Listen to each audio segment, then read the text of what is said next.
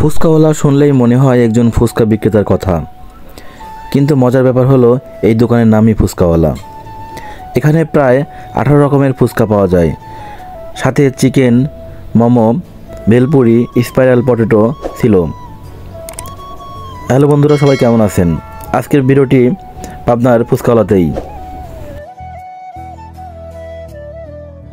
তার আগে ফুচকাওয়ালা লোকেশনটি আপনাদের বলি। লোকেশনটি হচ্ছে পাবনার রবিউল মার্কেট রেমন শোরুমের ঠিক অপোজিটে। ছোট্ট একটু দোকান, কিন্তু তাদের ডেকোরেশনটি খুবই সুন্দর ছিল।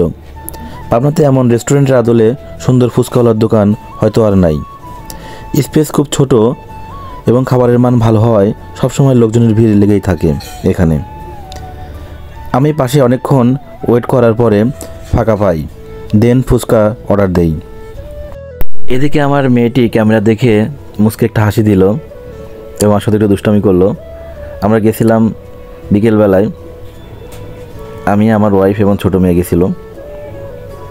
তো আমার মেয়েটি এসে একটু মজা করতেছে, লোকজন দেখে খুব আনন্দ পাচ্ছিল।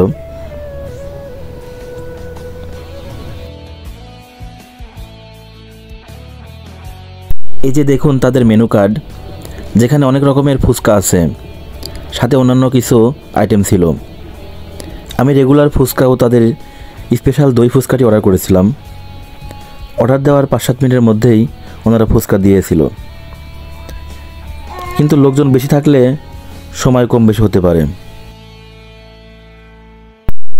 প্রথমে আমি তাদের রেগুলার ফুচকাটি ট্রাই করি। টক দিয়ে ফুচকা মুখে দেওয়ার পর ফুচকার ভেতরের মধ্যে ভর্তাটা আমার কাছে বেশ মজা লাগছিল। আপনাদের ভাবির সাথে থাকায় কম বেশি আমার ফুচকা খাওয়া হয়। অন্যান্য ফুচকার চেয়ে এই ফুচকাটি আসলে অনেক বেশি মজার ছিল। এখানে রেগুলার ফুচকা হাফ প্লেট 30 টাকা, ফুল প্লেট 60 টাকা ছিল। এরপরে তাদের স্পেশাল দই ফুচকা 1 প্লেট অর্ডার করি। উপরের ডেকোরেশনটি দেখতে অনেক বেশি জোশ লাগছিল। দই টক দিয়ে মুখে দেওয়ার পর জাস্ট অস্থির ফ্লেভার, ঝাল টক সব কিছু মিলিয়ে খুবই ভালো লাগছিল খেতে। যদিও এর আগে কখনো দই ফুচকা খাওয়া হয়নি, সত্যি খেতে জোশ ছিল। আমার কাছে পাবনায় এখন অবধি ফুচকার মধ্যে এটাই সবচেয়ে বেশি ভালো লাগছিল। আপনাদের কোথাকার ফুচকা ভেলপুরি ভালো লাগে অবশ্যই কমেন্ট করে জানাবেন।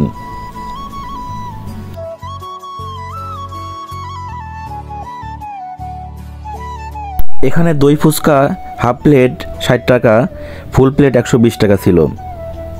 ফুচকাওয়ালার 2টা আইটেমই খেতে বেশ ভালো ছিল।